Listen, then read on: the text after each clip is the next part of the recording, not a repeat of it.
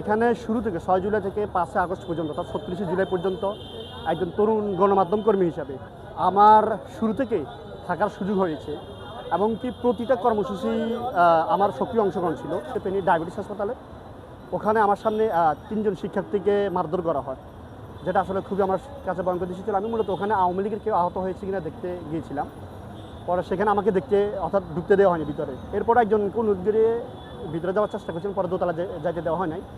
এরপরে ভিতরে তাদের যে ইমার্জেন্সি রুম ছিল সেখানে যাওয়ার চেষ্টা করছিলাম, কিন্তু ইমার্জেন্সি রুমেও আমাকে যাইতে আটকে দেওয়া হয়েছিল। পরে একজন শিক্ষার্থী আহত অবস্থা আসে, ওই শিক্ষার্থী আসলে মানে তাকে চিকিৎসা দিবে না বলে, চিকিৎসা না দিবে বলায় সাথে সাথে ওই শিক্ষার্থী প্রতিবাদ করার পর মানে 2 থেকে 3 মিনিট পর ছাত্রলীগ যুবলীগের কিছু পোলাপান আসে ওই ছেলেটাকে মারধর করে। পাশে থাকে আরেকটা ছিল, ওটাকেও মারধর করে। এই জুলাই আন্দোলন আসলে 6 জুলাই থেকে শুরু হয়। মাত্র 15 থেকে 16 জন শিক্ষার্থী এই শহীদ মিনারেই মানববন্ধনের মাধ্যমে তাদের কোটা পুনর্বহাল বাতিলের দাবিতে আন্দোলন শুরু করে এবং এখানে যে 0 পয়েন্ট আছে সেখানেই তারা সেখানে অবস্থান কর্মসূচি পালন করে।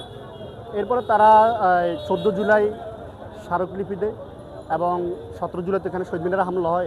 এছাড়া 16 জুলাই যেখানে শহরের যে রেল লাইন আছে ওখানে পলিটেকনিক শিক্ষার্থী যারা আছে তারা সেখানে রেল লাইন অবরোধ করে।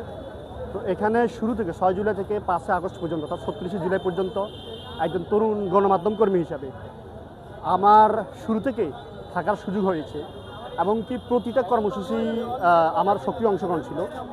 প্রতিটা কর্মসূচি প্রথমে আমি শুরু থেকে জানতাম। আমাকে বিশেষ করে জুবাইর ভাই, ছাত্রদলের সাগর ভাই, শিবিরের শরীফ ভাই এবং মেসকাত ভাই এবং এখান দিয়ে সমন্বয়কদের মধ্যে আজিজ ভাই, তাজিম ভাই, এরা আমাদের মোটামুটি নিয়মিত আপডেট জানাতো। তারা জানাতো, হয়তো আমি তাদের থেকে জানার চেষ্টা করতাম। মোটামুটি নিয়মিত আপডেটগুলো তারাই আমাকে দিত। বিপত্তিটা ঘটে যে জায়গা সেটা হচ্ছে যে 17 তারিখে যেখানে ছাত্রলীগ হামলা করে সেদিন এখানে শহীদ মিনার যেখানে আছে সেখানে অনেক ছাত্রীকে এখানে আটকে রাখা হয়। আমার সামনে একজন ছাত্রলীগ নেত্রী, দোরা নামে এক ছাত্রলীগ নেত্রী এখানে নিয়ে এসে অর্থাৎ ধরে ভিতরে নিয়ে আসার চেষ্টা করে। তো পরে আমি চেষ্টা করি, কিন্তু পরে সেটা আর কোনোভাবে পারিনি। পরে ভিতরে ঢুকার চেষ্টা করছিলাম, কিন্তু আমাকে প্রতিবন্ধী গেটে ছাত্রলীগ আটকিয়ে দিয়ে সেদিনের মতো মোটামুটি সেদিন এখানে শিক্ষার্থীরা পরবর্তীতে ইসলামপুর রাস্তার মাথার সামনে অবস্থান করে। সেদিন মোটামুটি শেষ হয়। পরে 18 জুলাই এখানে শহীদ মিনারের সামনে সংঘর্ষ হয় এবং 19 জুলাই একইভাবে শুক্রবার ছিল, সেদিনও সংঘর্ষ চলতে থাকে। এর মধ্যখান দিয়ে কিছুটা গ্যাপ ছিল, মাঝামাঝি অর্থাৎ একবার গায়বানা জানাজা হয়েছিল জরিয়া মসজিদের সামনে। পরে 29 জুলাই ঢাকা চট্টগ্রাম মহাসড়ক অবরোধ হয়েছে। এছাড়া এর মধ্যখান দিয়ে একদিন চলছে গ্রাফিতি কর্মসূচি। পরবর্তী দিকে আসলে ফেনীর আন্দোলনটা মূলত গণ আন্দোলনের রূপ হয়েছে 2 আগস্ট থেকে।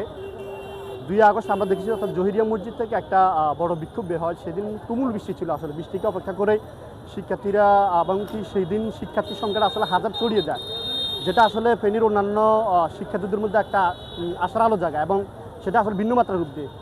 এবং আমরা পরবর্তী দিন দেখি যে সেদিন আরও সেটা বিস্ফোরণের রূপ নেয় এবং সেদিন কয়েক হাজার শিক্ষার্থী ফেনীতে রাজপথে নেমেছে। আমরা যখন ট্রাং রোড থেকে শহীদুল্লাহ কাশি সড়ক হয়ে মহিবালা যাচ্ছিলাম তখন আমরা দেখছিলাম পথে অনেক লোক অর্থাৎ মানে পথের মধ্যে শুধু সাধারণ মানুষ রাস্তা নেমে এসেছিল এবং কি তারা কীভাবে আমরা দেখেছিলাম শিক্ষার্থীদের বাহাবা দিচ্ছিল। বিশেষ করে আমরা যখন ওই যে মহিবাল প্লাজা দেখছিলাম তখন দোকান থেকে সবাই চলে আসছিল এইভাবেই। এরপর সেখানে মহিবালের যেখানে আসছিল সেখানে শিক্ষার্থীরা অনেকক্ষণ অবস্থান নেই।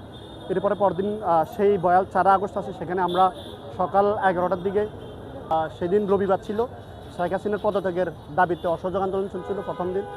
এবং আমি তখন শহর থেকে প্রায় 9টা করে রওনা দিয়েছিলাম, এখানে আসছিলাম। এখানে আমি অনেক আওয়ামী লীগকে অবস্থান করতে দেখছিলাম। তো পরে এখানে পরিস্থিতি বুঝছিলাম তারা হয়তো কিছু একটা করতে পারে। এর আগের দিন আমি কিছু ইনফরমেশন পেয়েছিলাম। পরে আমি মহিপালের উদ্দেশ্যে চলে যাই।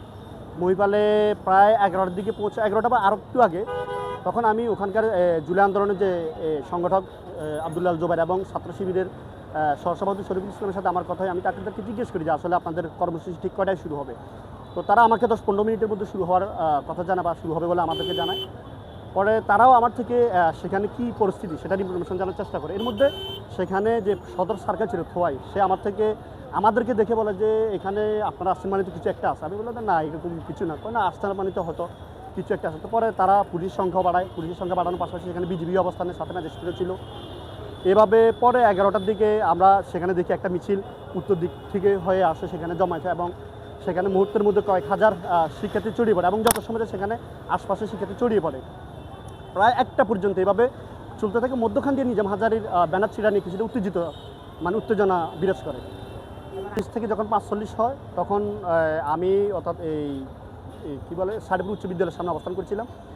সেখানে অর্থাৎ একটা হঠাৎ শরগোলের শব্দ পাই, এখান থেকে শরগোল হচ্ছে। তখন কিছুটাই গিয়ে দেখলাম যে আসলে ওখানে মোটামুটি একটা সংঘর্ষের মুহূর্ত অবস্থা চলছে। তো পরে আসলে বুঝলাম যে না, এখান থেকে এদিক থেকে গুলি করা হচ্ছে এবং কি আমি যেহেতু উল্টা পথেও পড়ে গেছি এবং আমরা 1-2 মিনিট পরে আমাদের এদিকে গুলি ছোড়া তখন আমি ওই দিক থেকে সরে আসলাম কাউন্টারে আসছিলাম।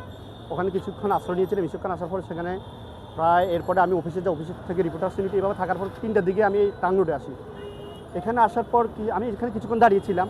মুহূর্তের মধ্যে এদিক থেকে বিএনপির কিছু পোলাপান বা আন্দোলনকারী যারা আছে তারা ওই দিক থেকে পাল্টা এদিকে আক্রমণ করে। আওয়ামী লীগ ওই সময় আসার প্রস্তুত ছিল না, তারা বিশ্রাম নিচ্ছিল এরকম একটা অবস্থায়। এর মধ্যে তারাও আশপাশে পালিয়ে যায়। পরে তাদের প্রতিরোধ করা মানে বিএনপিকে আবার ধাওয়া করার জন্য আওয়ামী লীগ আশপাশ থেকে তাদের গুলি ছুটতে থাকে। ওই সময় আমি যখন তারা দুই পক্ষে গোলাগুলি চলছিল তখন আমি ওই যে এখান থেকে আইনজীবী যে মার্কেট আছে ওখানে গিয়ে আশ্রয় নিয়েছিলাম। অনেকক্ষণ মোটামুটি এইভাবে চলছিল।